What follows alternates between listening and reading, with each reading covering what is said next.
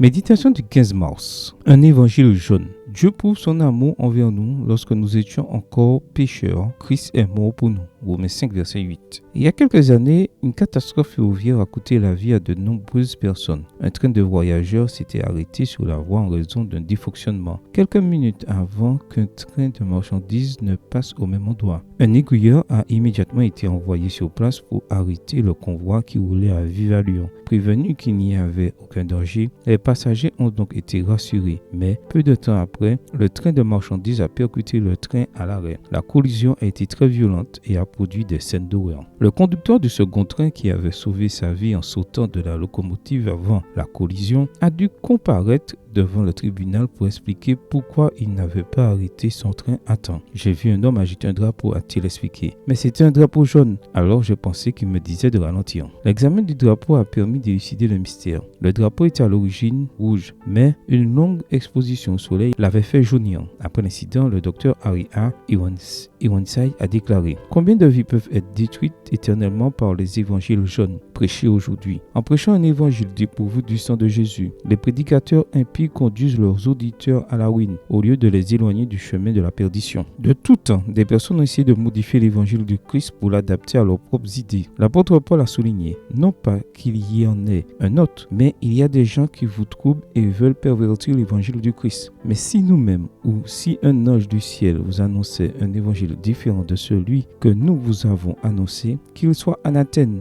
Galates 1, versets 7 et 8. Et toi, en quel évangile as-tu cru? L'évangile du salut est celui de la Bible, celui que Paul appelle tout le plan de Dieu. Acte 20, verset 27, version Bible en français courant. Prends le temps aujourd'hui d'en apprendre davantage sur ce plan et tu ne seras jamais trompé. Amen. Bonne journée à toi et que le Seigneur te bénisse.